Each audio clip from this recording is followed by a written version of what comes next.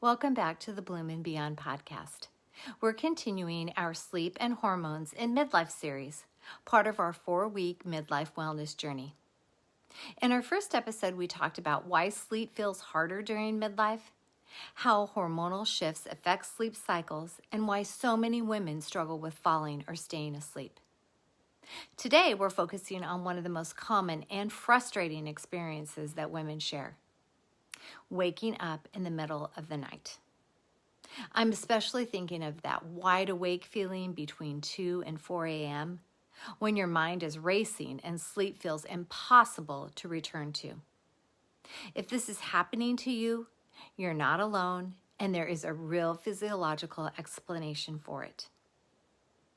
First, I want to share that I'm a certified health and wellness coach and a menopause coach with training in sustainable nutrition and senior fitness.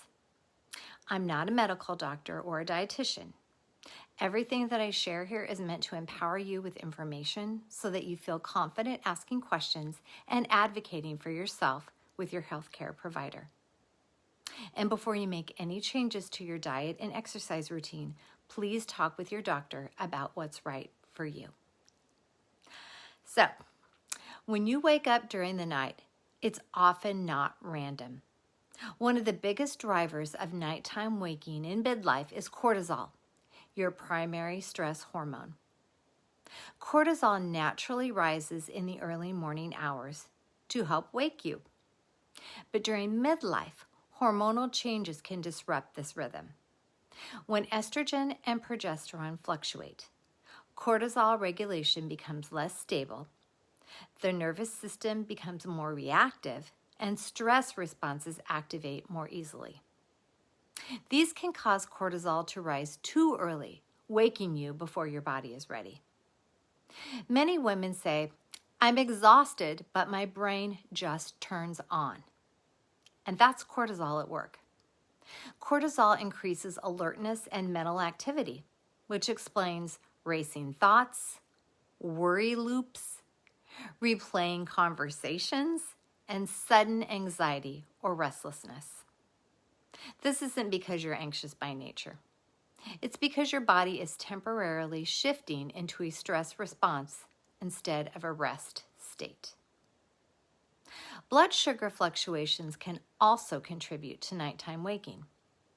If blood sugar drops too low during the night, the body releases cortisol and adrenaline to raise it, which wakes you up.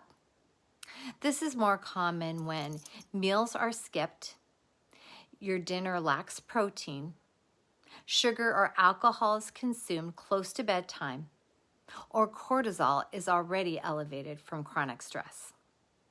This doesn't mean that food is bad. It means timing and balance matter more in midlife. So why is this so common in midlife?